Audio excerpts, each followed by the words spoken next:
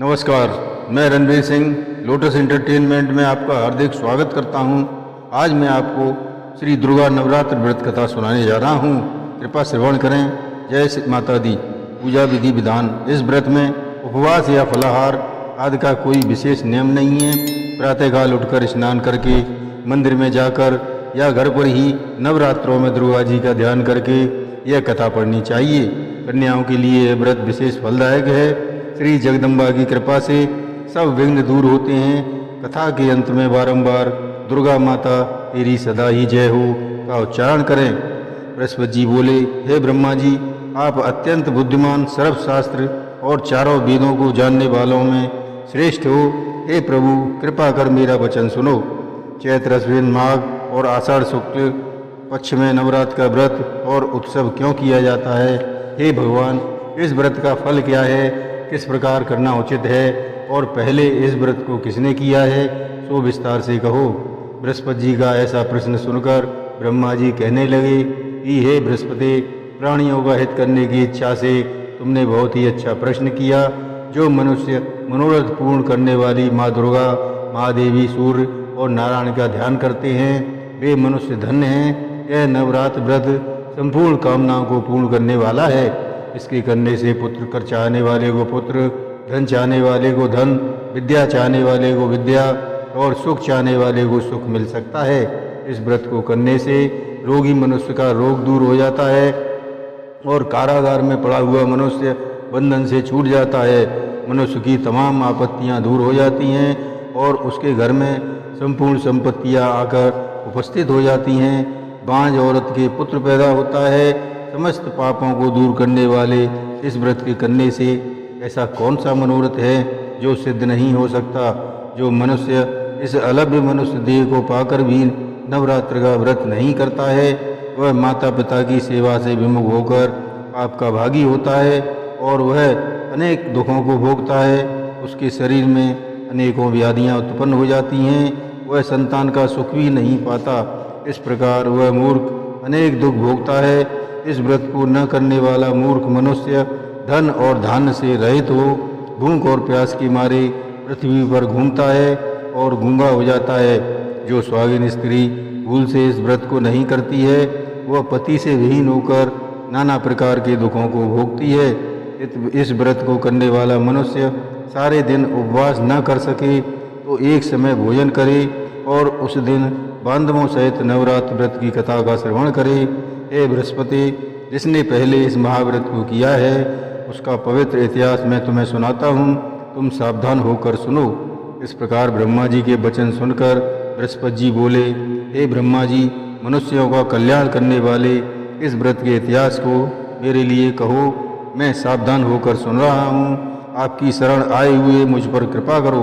ब्रह्मा जी बोले, ईठत नाम के मनोहर नगर में एक अनाथ नाम का आश्रम में ब्राह्मण रहता था।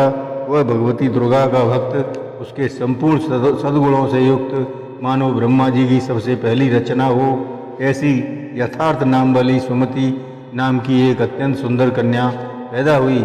वह कन्या सुमति अपने घर बालकपन में अपनी सहेलियों के साथ क्रीड़ा करती हुई इस प्रकार बढ़ने लगी जैसे शुक्ल पक्ष में चंद्रमा की कला बढ़ती है। उसका पिता प्रतिदिन दुर्गा जी की पूजा और होम किया करता था। उस समय वह भी नियम से वहाँ उपस्थित होती थी। एक दिन वह सुमति अपनी सखियों के साथ खेलने लग गई और भगवती के पूजन में उपस्थित नहीं हुई। उसके पिता को पुत्री की ऐसी असावधानी देखकर क्रोध आया और पुत्री से कहने लगा कि हे पुत्री, आज प्रभात में तुमने भगवती का पूजन नहीं किया। इस कारण मैं किसी कोढ़ी और दरिद्री मनुष्य के साथ तेरा विवाह करूँगा। इस प्रकार कुपित पिता के वचन सुनकर सुमति को बड़ा दुख हुआ और अपने पिता से कहने लगी कि हे पिताश्री, मैं आपकी कन्या हूँ। मैं सब तरह से आपके अधीन हूँ। जैसी आपकी इच्छा हो वैसा ही करो। रोगी, कुष्ठी अथवा और किसी के साथ जैसी तुम्हारी इच्छा हो मेरा विवाह कर सकते हो। वही जो मेरे भाग्य में लिखा है। मेरा तो इस पर पूर्ण विश्वास है। मनुष्य न जाने कितने मनोरथों का चिंतन करता है, पर होता वही है जो भाग्य विधाता ने लिखा है। जो जैसा करता है उसको फल भी उस कर्म के अनुसार ही मिलता है। क्योंकि कर्म करना मनुष्य के अधीन है और फल देव के अधीन है। जैसे अग्नि में पड़े हुए तृणाद उसको अधिक प्रदीप्त कर देते हैं, उसी तरह अपनी कन्या के ऐसे निर्भयता से कहे हुए वचन सुनकर उस ब्राह्मण को और अधिक क्रोध आया। तब उसने अपनी कन्या का विवाह एक कोढ़ी से कर दिया और अत्यंत क्रुद्ध होकर पुत्री से कहने लगा कि जाओ जाओ, जल्दी जाओ, अपने कर्म का फल भोगो। देखें केवल भाग्य भरोसे रहकर क्या करती हो। इस प्रकार से कहे हुए पिता के कटु वचनों को सुनकर सुमति अपने मन में विचार करने लगी कि अहो, मेरा बड़ा भाग्य है जिससे मुझे ऐसा पति मिला।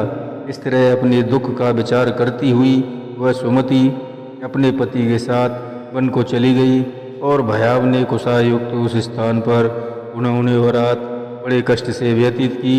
उस गरीब बालिका की ऐसी दशा देखकर भगवती पूर्व पुण्य के प्रभाव से प्रकट होकर सुमति से कहने लगीं कि हे दीन ब्राह्मणी, मैं तुम पर प्रसन्न हूँ, तुम चाहो वरदान मांग सकती हो, मैं प्रसन्न होने पर मनोवांछित फल देने वाली हूँ। इस प्रकार भगवती दुर्गा का वचन सुनकर ब्राह्मणी कहने लगी कि आप कौन हैं जो मुझ पर इस तरह प्रसन्न हुई हो, यह सब मेरे लिए कहो और अपनी कृपा दृष्टि से मुझे दीन दासी को कृतार्थ करो।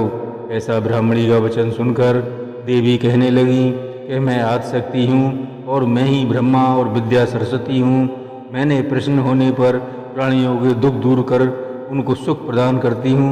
हे ब्राह्मणी, मैं तुझ पर तेरे पूर्व जन्म के पुण्य के प्रभाव से प्रसन्न हूँ। मैं तुम्हारे पूर्व जन्म का वृतांत सुनाती हूँ, उसे ध्यान से सुनो। तू पूर्व जन्म में निषाद भील की स्त्री थी और अति पतिव्रता थी। एक दिन तेरे पति निषाद ने चोरी की। चोरी करने के कारण तुम दोनों को सिपाहियों ने पकड़ लिया और ले जाकर जेल खाने में कैद कर दिया। उन लोगों ने तेरे को और तेरे पति को भोजन भी नहीं दिया। इस प्रकार नवरात्रि के दिनों में तुमने न तो कुछ खाया और न ही जल पिया। इस प्रकार 9 दिन तक नवरात्रि का व्रत हो गया। हे ब्राह्मणी, उन दिनों में जो व्रत हुआ उस व्रत के प्रभाव से प्रसन्न होकर मैं तुम्हें मनोवांछित वर दे रही हूँ। तुम्हारी जो इच्छा हो सो मांगो। इस प्रकार दुर्गा जी के कहे हुए वचन सुनकर ब्राह्मणी बोली कि अगर आप मुझ पर प्रसन्न हैं तो हे दुर्गे माँ, मैं आपको प्रणाम करती हूँ और कृपा करके मेरे पति के कोढ़ को दूर करो। देवी कहने लगी कि उन दिनों में जो तुमने व्रत किया था उस व्रत के एक दिन का पुण्य अपने पति का कोढ़ दूर करने के लिए अर्पण करो। मेरे प्रभाव से तेरा पति कोढ़ से रहित और सोने के समान शरीर वाला हो जाएगा। ब्रह्मा जी बोले। इस प्रकार देवी का वचन सुनकर वह ब्राह्मणी बहुत प्रसन्न हुई और पति को निरोग करने की इच्छा से ठीक है ऐसे बोली। तब तक उसके पति का शरीर भगवती दुर्गा की कृपा से पुष्टहीन होकर अति कांति युक्त हो गया, जिसकी कांति के सामने चंद्रमा की कांति भी छीड़ हो जाती है।